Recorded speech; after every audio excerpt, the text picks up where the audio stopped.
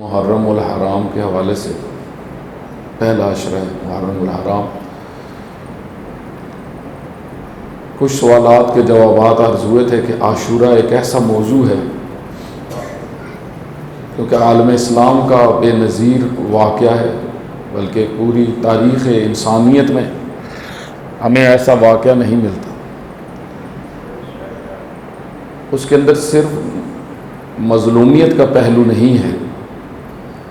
ممکن ہے کوئی کہے کہ دنیا کے اندر تو بہت سارے ظلم ہوئے ہیں، ایک وقت میں 2-2 لاکھ لوگ آگ سے جلائے گئے. میں نے آپ کی خدمت میں عرض کیا تھا کہ جب پہلا حملہ ایک تو ہیروشیما پہ حملہ ہوا تھا ایٹم بم سے، 2 لاکھ لوگ آگ سے جل کے ختم ہو گئے تھے، اور ابھی تک وہاں پہ اس کے آثار باقی ہیں. تو اس قسم کے واقعات بہت زیادہ ہوئے ہیں پوری تاریخ میں. شہروں میں ظالم داخل ہوتے تھے، بادشاہ، آپ اگر تاریخ پڑھیں تو لاکھ لوگ مارنا، پورے دیہاتوں کو ختم کر دینا، یہ رہا ہے تاریخ میں بہت زیادہ آپ کو ملے گا. تو واقعہ کربلا کی خصوصیات کیا ہیں کہ جو بے نظیر ہے؟ اس میں سب سے پہلی چیز جو ہے وہ یہ کہ خود سید الشہداء علیہ السلام کی شخصیت، سید الشہداء علیہ السلام کا کہ اصحاب کی شخصیت اور ان کا کردار اور ان کا مقام. اور دوسرا کربلا کے اندر اس کا جمال اور اس کی جو خوبصورتی ہے، جہاں پہ ہمیں حقوق نظر آتے ہیں، حقوق اللہ، حقوق العباد، وفا، احترام، حیا، اور وہ دین کے اقدار آپ جس کو کہتے ہیں، وہ سارے کے سارے بڑے خوبصورتی سے وہاں پہ نظر آتے ہیں. اور ایک مرحلے کو سید الشہداء نے بڑے خاص طریقے سے اور بڑی دقت کے ساتھ طے کیا. یعنی کہیں پہ آپ کو کوئی ایسی چیز نہیں ملے گی پوری تاریخ کربلا میں جو واقعات ہیں کہ کوئی بھی انسان وہاں پہ بیٹھ کے کوئی کمزور نقطہ نکال سکے. یہ بہت مہم ہوتا ہے. آپ دیکھیں ایک دفعہ ایک شیعہ ہے، شیعہ اثنا عشری ہے، وہ امام معصوم، جس طرح ہم امام معصوم مانتے ہیں اور ہمارا یہ عقیدہ ہے کہ ائمہ سے کوئی خطا نہیں ہوتی، ٹھیک ہے.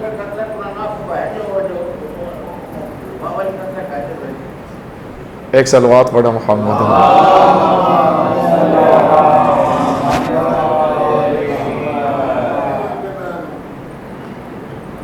توجہ کریے گا، میری طرف توجہ کرے.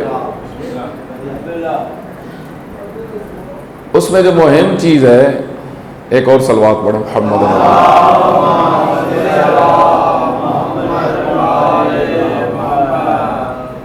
سید الشہداء علیہ السلام کی شخصیت کو ایک دفعہ شیعہ ایک نقطہ نظر سے دیکھتا ہے، جس طرح امیر المومنین آیہ تطہیر کی روشنی میں. آیہ تطہیر واضح ثبوت ہے 5 تن پاک کی طہارت نفس اور ان کی عصمت پہ، اور اس پہ امت کا اتفاق ہے.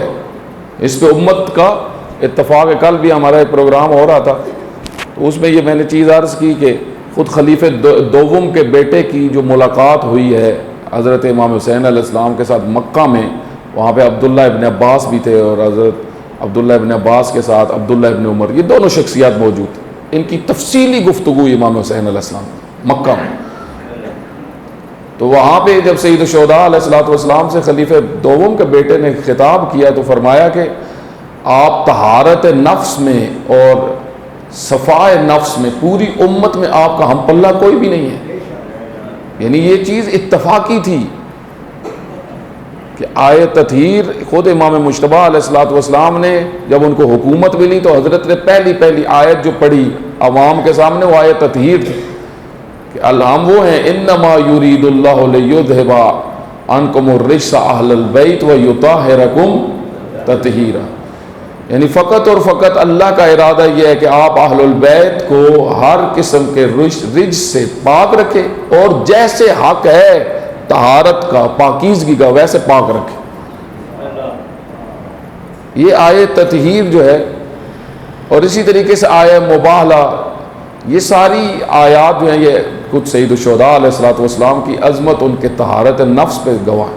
اب دوسرے جو اسکالرز ہوتے ہیں، دوسرے مکاتب فکر سے جو تعلق رکھتے ہوتے ہیں، یا اہل مثلا ادیان ہیں، دوسرے مسیحی علماء ہیں یا یہودی علماء ہیں، جب وہ تبصرہ کریں گے تو وہ اس عنوان کو مد نظر نہیں رکھتے. وہ دیکھتے ہیں کہ اس شخصیت کے کون کون سے اقدام درست ہیں، کون کون سے اقدام درست نہیں۔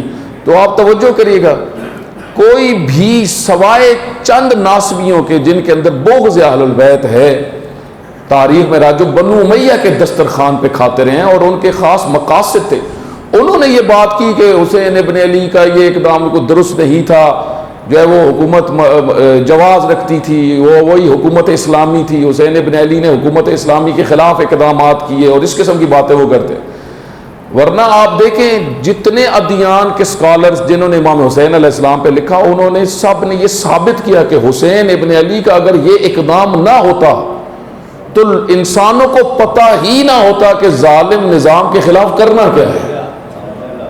توجہ کریں، مسلمانوں کو پتہ ہی نہ ہوتا، مسلمان ہر چیز کو حلال بنائے ہوئے ہوتے، ہر چیز کو جائز بنائے ہوئے ہوتے، ہر فاسد اور فاسق کو اپنا پیشوا رحمت خدا، جس طرح مفتی جو تھے، جو حکومتوں کے پالتو مفتی جو شروع سے رہے ہیں، درباری جن کو کہا جاتا ہے، آپ دیکھیں انہوں نے ظالم سے ظالم کو کیا کہا؟ ذل اللہ، اللہ کا سایہ، ہر کسی کو اللہ کا سایہ بنایا، سلطان ذل اللہ، یہ حدیث بنا دی، جان لیا حدیث لوگوں کو سنا سنا کے۔ توجہ کریے گا، اس کی وجہ یہ تھی کہ یہ دین کی روح سے آشنا نہیں تھے، دین کی حقیقت، دین کیا ہے، اللہ کا ارادہ کیا ہے۔ سید الشہداء علیہ الصلوۃ والسلام نے جو قیام کیا، اس میں ایک سوال جو بڑا بنیادی اٹھتا ہے وہ یہ کہ امر بالمعروف و نہی عن المنکر وہ موضوع ہے جس کی وجہ سے سید الشہداء علیہ السلام نے قیام کیا اور اپنا خون دے دیا، اپنے بچوں کا خون دے دیا۔ تو کیا اس موضوع میں اتنی وسعت ہے؟ آپ کی خدمت میں نے کل اشارہ کیا تھا، بعض روایات میں یہ آیا ہے کہ فریضۃ عظیمۃ، امر بالمعروف اچھائیوں کی دعوت اور برائیوں سے روکنا، معصوم فرماتے ہیں فریضۃ عظیمۃ بہا تقام الفرائض، یہ وہ عظیم وظیفہ ہے اور ذمہ داری ہے جس سے پورا دین قائم ہوتا ہے۔ بہا تقام الفرائض، تقام، توجہ کریے گا، یہ دیواریں ہیں، ان کے اوپر یہ چھت کھڑا ہوا ہے، ٹھیک ہے، ستونوں کے اوپر چھت کھڑا ہوتا ہے، پلروں کے اوپر چھت کھڑا ہوتا ہے، یہ دیواریں نہ ہو، پلر نہ ہو، چھت کھڑا ہوتا ہے؟ نہیں کھڑا ہوتا۔ تقام جو امام فرمانے، توجہ کریے گا اس حدیث، بہا تقام الفرائض، یعنی دین پورے کا پورا جو قائم ہے، کھڑا ہوا ہے، وہ اس فریضے پہ ہے۔ اگر یہ فریضہ کمزور پڑ گیا، آپ دیکھیں رسول اللہ صلی اللہ علیہ وسلم نے پتھر کھائے، کون سی ذمہ داری تھی کہ لوگوں کو بت پرستی سے روکا جائے؟ ایسا ہی ہے۔ آپ حضرت ابراہیم علیہ الصلوۃ والسلام جن کو امت اسلامیہ کا باپ کہا گیا ہے، ابیکم، تمہارے باپ ہیں، یہ باپ ہونا رتبہ ہے، باپ ہونا رتبہ ہے، یعنی تمام نسلیں جو بعد میں آئیں گی، ابراہیم کے بعد جتنی نسلیں آئیں گی، ان کے باپ، ان کے پیشوا جو ایک رتبے کے لحاظ سے ہیں وہ حضرت ابراہیم ہیں۔ ورنہ خود پیغمبر گرامی نے اس مطلب کو بیان کیا، پیغمبر اکرم صلی اللہ علیہ وسلم سب سے افضل ہیں، سب سے بزرگ ہیں، سب سے افضل نبی ہیں، اور اس کے بعد شیعہ کے نقطہ نظر سے اہل البیت علیہ الصلوۃ والسلام سب سے زیادہ کمالات اور فضائل رسول رکھتے ہیں، علم رسول رکھتے ہیں، دلائل موجود ہیں اس کے اوپر۔ تو آپ دیکھیں کہ ایک صلوات پڑھیں محمد و آل محمد۔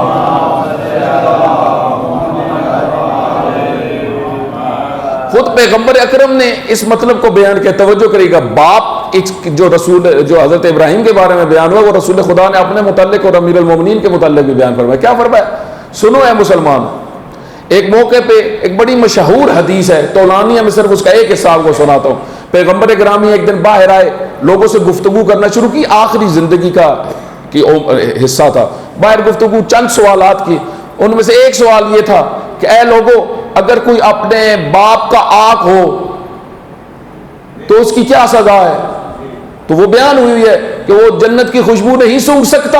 حضرت نے فرمایا جو آق ہے باپ کا، نافرمان ہے باپ کا اور ماں کا، وہ جنت کی خوشبو جو ہزاروں فرسخ تک پھیلی ہوئی ہوگی، یہ وہ شخص ہوگا جو والدین کا آق شدہ ہے کہ جو جنت کی خوشبو بھی نہیں سونگھ سکتا۔ حضرت نے فرمایا لوگوں جو آق کے والدین ہو، باپ کا آق ہو، وہ جنت کی خوشبو بھی نہیں سونگھ سکتا. یہ سوالات جو کچھ اٹھائے پیغمبر گرامی نے تو سارے حیران ہو رہے تھے آج رسول خدا کیا بیان کر رہے ہیں. اس وقت حضرت نے فرمایا سنو انا وعلی ابوا هذه الامہ، میں اور علی اس امت کے باپ ہیں، جو ہمارا عاق شدہ ہے وہ جنت میں داخل نہیں ہو سکتا.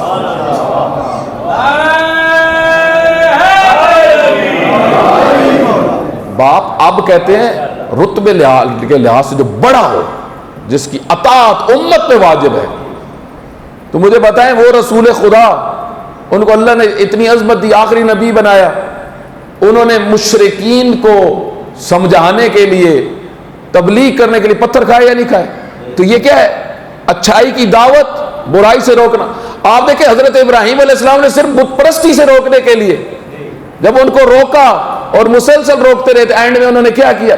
نمرود نے کہا کہ آگ پورے شہر میں اکٹھی کرواؤ لکڑیاں اور اس کو پھینکو آگ میں سب کے سامنے. کیوں اس نے یہ کیا؟ اللہ قید بھی تو کر سکتا تھا. توجہ کریے گا، نمرود حضرت ابراہیم علیہ السلام کو قید کروا سکتا تھا، زندان میں انڈر گراؤنڈ قتل کروا سکتا تھا، لیکن اس نے کہا پورے شہر کو کہا سارے لکڑیاں اکٹھی کرو اور آگ لگواؤ. اور توجہ کریے گا، اتنی لکڑیاں انہوں نے اکٹھی کی، ان بت پرستوں نے اتنی لکڑیاں اکٹھی کی کہ جب آگ لگائی تو شہر میں اتنی آگ پھیل گئی کہ اب وہ قریب خود نہیں جا سکتے تھے آگ کے. تو اب حضرت ابراہیم علیہ السلام کو کیسے پھینکے؟ جب آگ اتنی بھڑک گئی کہ تھوڑے سے فاصلے پہ بھی انسان نہیں کھڑا ہو سکتا، تو آگ کے بیچ میں جا کے کیسے پھینکے؟ تو اس وقت پہلی دفعہ منجنیق بنائی گئی. منجنیق وہ چیز جس کے ذریعے سے پھینکا جاتا ہے، پہلی دفعہ تاریخ میں بنی، اسپیشل کس کے لیے؟ کہ ابراہیم علیہ السلام کو آگ میں پھینکا جائے. اور دیکھیں ان ساروں نے مل کے یہ کیوں کیا؟ نمرود کے حکم اس نے جب کہا کہ یہ کام کرو، کیوں؟ تاکہ آئندہ اللہ کا نام لینے والا کوئی نہ، ڈر جائیں سارے. اللہ کا جو نام لے گا اس کا اینڈ یہ ہے، جو اللہ کا ذکر کرے گا اس کا اینڈ یہ اس کا مقصد تھا. لیکن آپ دیکھیں اللہ تعالیٰ نے کس طریقے سے پیغام اپنے دین کا پھیلانا ہوتا ہے. اب حضرت ابراہیم علیہ السلام نے یہ نہیں کہا کہ میں منکرات کے خلاف جب میں خاموش ہوں، ٹھیک ہے جو ڈیل کر لیتے ہیں نمرود کے ساتھ، کوئی معاملہ. انبیاء اس طرح نہیں کرتے. انبیاء اب جب حضرت ابراہیم کو آگ میں پھینکا جا رہا تھا تو کہتے ہیں حتیٰ جبرائیل امین بھی آئے. توجہ کریے گا، جبرائیل امین آئے اور انہوں نے آخری وقت میں بالکل پہنچے اور دیکھا کہ آپ جلنے والے ہیں. کہا کہ کوئی میری ضرورت ہے؟ تو اس وقت حضرت ابراہیم نے فرمایا ہاں مجھے ضرورت تو ہے لیکن تمہاری نہیں، مجھے اس کی ضرورت ہے جس کے لیے میں کر رہا ہوں، وہ دیکھ رہا ہے.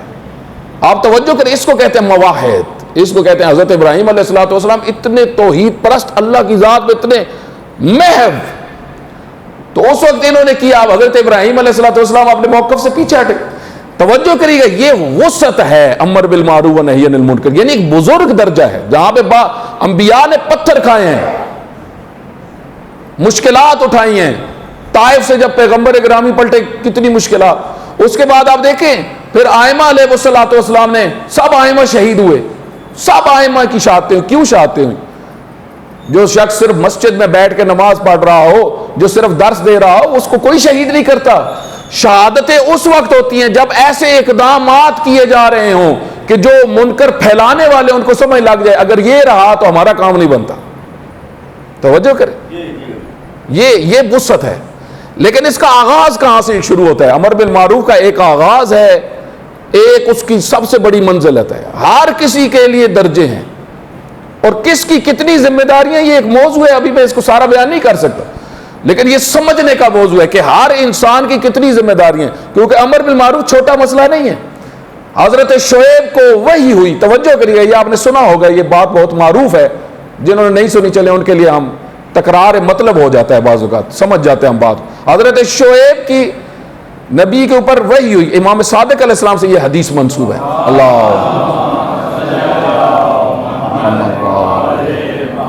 حدیث قدسی میں ہے، حضرت فرماتے ہیں کہ وحی ہوئی اللہ تعالیٰ کی طرف سے حضرت شعیب کے اوپر کہ 1,00,000 لوگ آپ کی قوم کے میں ختم کر دوں گا. اللہ نے فرمایا ہے، وہ تھے ہی اتنے، میں ختم کر دوں. حضرت شعیب کو تعجب ہوا، فرمایا خدایا.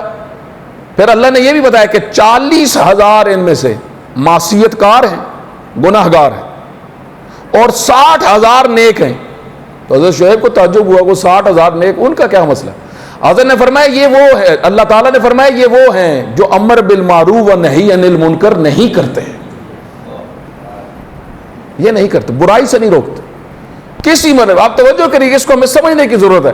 جب ہم گھر میں فرض کریں اگر میں اپنے بیٹے کو دیکھتا ہوں وہ ایک کام میں غلط ہے جو نہیں کرنا چاہیے، یا فرض کریں ایک اچھا کام ہے جو نہیں کر رہا، مثلا نماز واجب ہے، ایسا ہی ہے نا، روزہ واجب ہے، حج واجب ہے، زکوٰۃ واجب ہے، خمس واجب ہے، امر بالمعروف واجب ہے، جہاد خاص کنڈیشنز میں واجب ہے، اسی طریقے سے تولا ہے، تبرہ ہے، یہ ساری چیزیں جو ہم پڑھتے ہیں واجبات، اس میں سے اور بھی زیادہ بہت سارے واجبات ہیں، صرف یہ واجبات نہیں ہیں، اور بہت سارے واجبات ہیں، یہ تو بڑے بڑے واجبات ہیں، بڑے بڑے فرائض ہیں، اور بھی بہت سارے.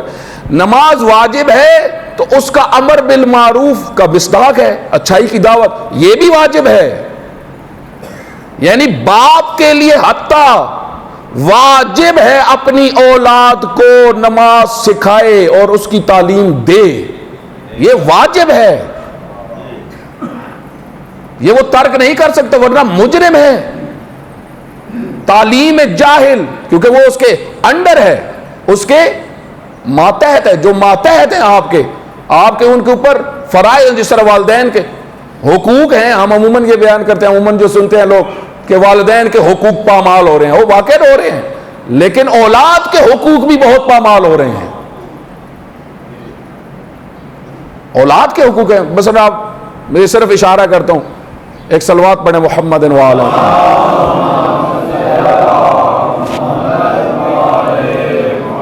امیر المومنین فرماتے ہیں ہر والدین کے اوپر 3 حق ہیں اپنی اولاد کے. پہلا، ان کا اچھا نام رکھیں، اچھا نام اپنی اولاد کا رکھیں، اسلامی نام رکھیں.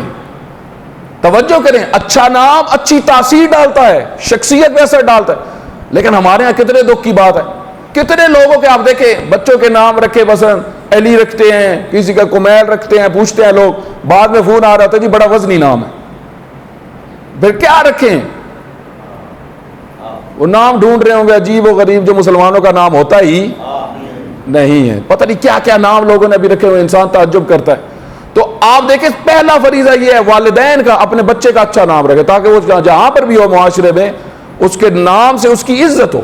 خود نام انسان کی شخصیت کو روشن کرتا ہے. اس وجہ سے 7ویں امام کی بارگاہ میں ایک شخص آیا ہوا تھا، اللہم صلی علی محمد وعلی محمد، اس کے ہاتھ میں بیٹی تھی. حضرت نے فرمایا اس کا نام کیا ہے؟ اس نے کہا حمیرہ. حضرت نے فرمایا یہ نام ہٹا دو. کیا رکھوں؟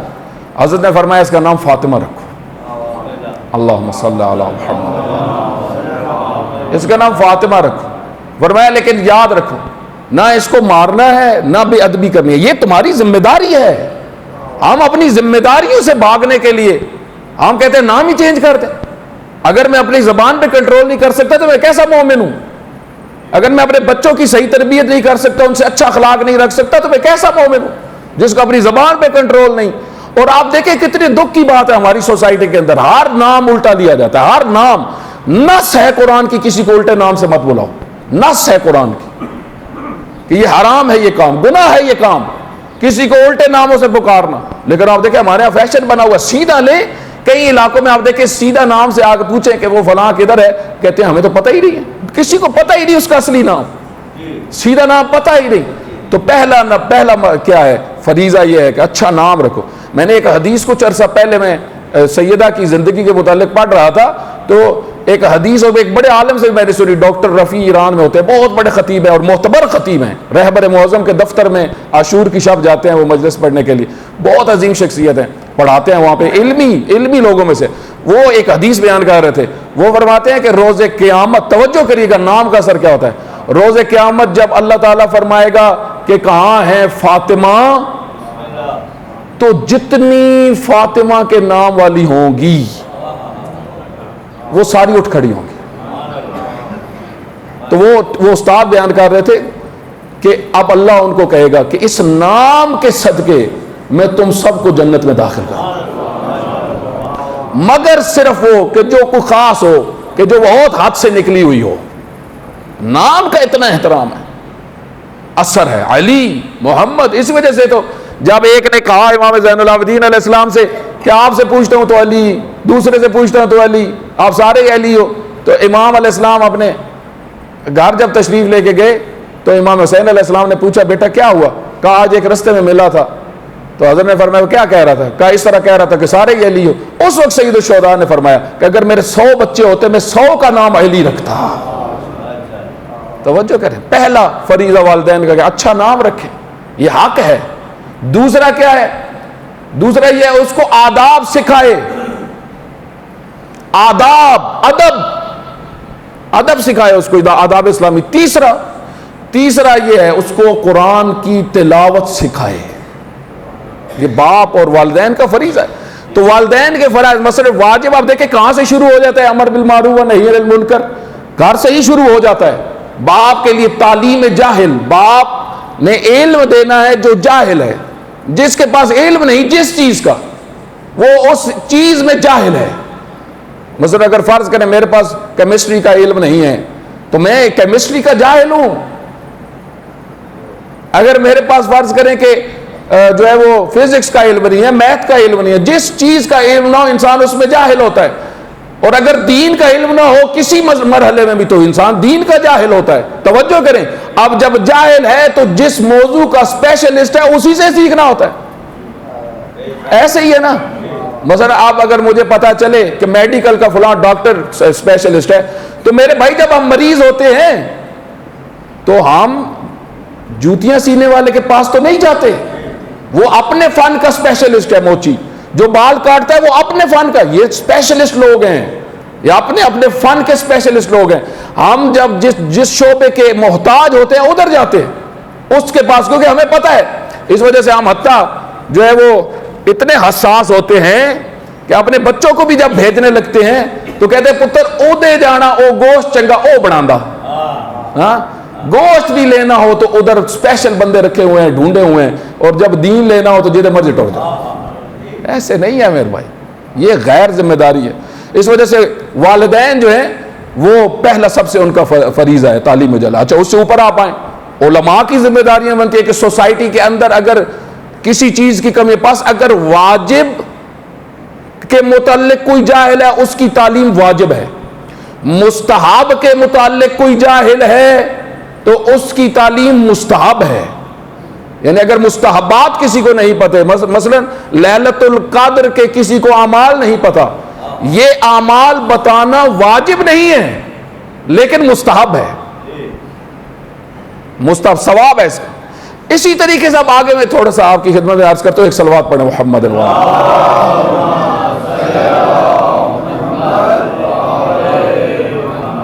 توجہ کریں. آپ آتے ہیں منکر کی طرف. مثلا منکر میں دیکھتا ہوں, توجہ کریے گا, ایک دفعہ یہ ہوتا ہے, دو گفتگو ہیں منکرات کے متعلق, وہ میں آج اشارہ کر کے اپنی بات کو ختم کروں.